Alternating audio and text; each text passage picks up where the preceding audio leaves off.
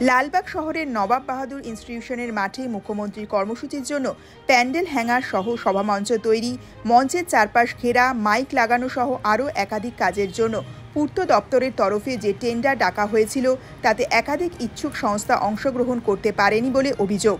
শনিবার দুপুর 1টা পর্যন্ত বহরমপুর এক্সিকিউটিভ ইঞ্জিনিয়ারের অফিসে টেন্ডার জমা দেওয়া শেষ হয়ে থাকলেও বেশ কিছু কন্ট্রাক্টরের অভিযোগ তারা সময়ের বহু আগে ওই অফিসে পৌঁছে টেন্ডার জমা নেওয়ার মতো কাউকে খুঁজে পাননি। এরপরে বিক্ষোভে ফেটে পড়েন তারা। গোটা ঘটনাটি লিখিতভাবে জানিয়ে বহরমপুর ডিভিশনাল 1 এক্সিকিউটিভ ইঞ্জিনিয়ার সহ মুর্শিদাবাদ জেলা শাসক, রাজ্যের মুখ্য সচিবকেও ইমেল করেন কয়েকজন। আমাদের অভিযোগ হচ্ছে এই পিডব্লিউডি ডিভিশন 1-এর যে টেন্ডার প্রক্রিয়া, আগামী 20 তারিখে আমাদের জেলায় মাননীয় মুখ্যমন্ত্রী আসছেন, তার প্যান্ডেলের জন্য একটি টেন্ডার ছাড়া হয়েছিল, যার সময় ছিল আজকে বেলা 1টা পর্যন্ত। কিন্তু বেলা 12টার পরে এসে সময় থাকতে এসে আমরা অফিসে কাউকে পাই না যে আমরা আমাদের টেন্ডারের জন্য অ্যাপ্লিকেশনটা জমা দেব, এবং সময় অতিক্রম হওয়ার পরেও কাউকে আমরা পাই না। তখন আমরা বাধ্য হয়ে আমরা এক্সিকিউটিভ ইঞ্জিনিয়ারকে এবং ডিএম স্যারকে হেড করে সিএস স্যারকে আমরা একটা মেল করি যে এরকম পরিস্থিতি, টেন্ডারের কোনো পদ্ধতি মানা হচ্ছে না। আবার আমরা জানতে পাচ্ছি যে ওখানে অলরেডি 2 দিন আগে কাজ শুরু হয়ে গেছে, তাহলে টেন্ডার প্রক্রিয়া কমপ্লিট হলো না, আবার কাজটা শুরু হলো কি করে?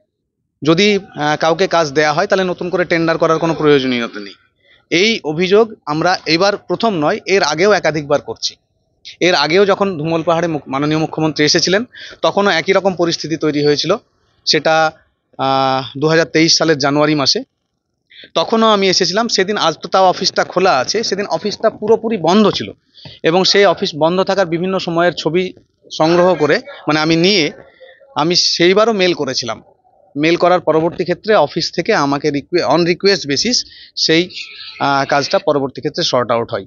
আবার পুনরায় তখন তারা অঙ্গীকার করেছিলেন যে এরকম ঘটনা আর কখনো ঘটবে না, এই ধরনের দুর্নীতির সঙ্গে তারা কখনো যুক্ত হবেন না। কিন্তু আজকে আবার নতুন করে একটি টেন্ডার হলো, এই সেম অফিসারই ছিলেন, হ্যাঁ, আবার সেম এক্সিকিউটিভ ইঞ্জিনিয়ারই ছিলেন। আবার নতুন করে আবার একটি টেন্ডার হচ্ছে, সেই টেন্ডারেও একই রকমের দুর্নীতি। যে কাজটা শুরু হয়ে গেছে ওটা তো টেন্ডার ছাড়াই শুরু হয়েছে। হ্যাঁ, টেন্ডার ছাড়াই শুরু হয়েছে। সেটা অবৈধ, সম্পূর্ণ অবৈধভাবে এই কাজ হচ্ছে, এবং মাননীয় মুখ্যমন্ত্রী আমাদের সম্মানীয়, তার কাজ নিয়ে এইভাবে ছিনিমিনি খেলা হচ্ছে, এবং আমরা পেশাগতভাবে আমরা কাজে অংশগ্রহণ করার সুযোগ পাচ্ছি না। এটাই আমাদের মূল দাবি। মানে ওয়ার্কআউট যদি দেওয়াই থাকে তাহলে আপনাদেরকে নোটিশ করে ডাকার কারণটা কি? নোটিশ করে ডেকেছেন মানে ওয়ার্ক অর্ডার দেওয়া হয়নি, সেই কারণেই নোটিশ করে ডেকেছেন। তাহলে নোটিশ করে না ওয়ার্ক অর্ডার দেওয়া হয়ে থাকলে তো তিনি নোটিশ করে ডাকতেন না। অবশ্যই কাজ হচ্ছে কিভাবে? কাজ অবৈধভাবে হচ্ছে। এক্সিকিউটিভ ইঞ্জিনিয়ার নিজের মতো করে বলে দিয়েছেন আপনারা কাজ করুন, আপনাদের যেভাবেই হোক পেপারস রেডি করবে, বাকি সেটা তো আমাদের দেখার ক্ষমতাও নেই, আমাদের দেখা কাজও নয়। লালবাগ নবাব বাহাদুর ইনস্টিটিউটে, আপনারা সবাই জানেন, ওয়াকিবহল। কি নাম আপনার? আমার নাম রিয়াজুল আলম, আমি স্মৃতি ডেকোরেটরের কর্ণধার, ইসলামপুর, মুর্শিদাবাদ। এই অভিযোগটা আমরা মোটামুটি চারজন এসছি, 4জন মিলেই আমরা তুলছি। ঠিক আছে, আমার বক্তব্য হচ্ছে কাজ এমার্জেন্সি কাজ, ঠিক আছে, এটা করতে হবে, কিন্তু করারটা করে নিয়ে তারপর ইয়ে করতে না। এদিকে টেন্ডার ডাকছেন, এদিকে অফিসে কেউ নাই, তারপরে টেন্ডারে পার্টিসিপেট করতে পারছি না।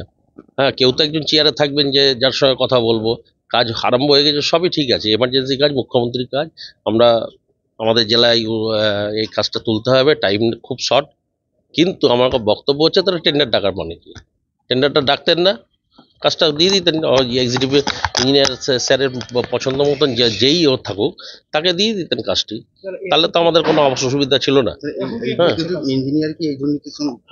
হ্যাঁ, অবশ্যই উনি এর আগের কাজে আমাদেরকে বলেছিলেন যে এরপরে নেক্সট কাজ একদম আমরা যে আপনাদেরকে সবাইকে ডেকে নিয়ে কাজটা বসে কিভাবে করা যায় সেই মারফত আমরা কাজটা করব।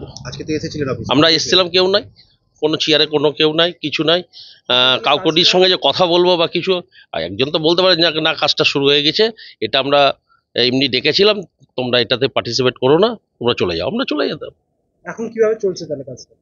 এখন কিভাবে চলছে উনি এক্সিকিউটিভ ইঞ্জিনিয়ার, উনি স্যার, উনি নিজেই বলতে পারবেন। আপনাদের অভিযোগটা আর লিখিত এই আকারে যারা জানিয়েছেন? ইঞ্জিনিয়ার আছেন তারাই বলতে আপনার লিখিত অভিযোগটা ওই লিখিত না, আকারে- কেউই তো নয়, কাকে দেবো? আমরা মেল করেছি স্যারদেরকে মেল করেছি, হায়ার অথরিটিকে মেল এখনো করা। উত্তরও পাননি। না, মেলটা তো জানতে পারলাম, তারপরে মেলটা করা হয়েছে। কি নাম এনার কি সাহা জানো? মানস সাহা। মানস সাহা। মানে পরবর্তী পদক্ষেপ আপনাদের কি হবে?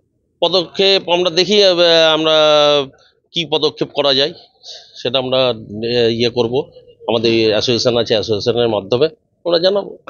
আপনার নাম? আমার নাম রঞ্জিত প্রামাণিক।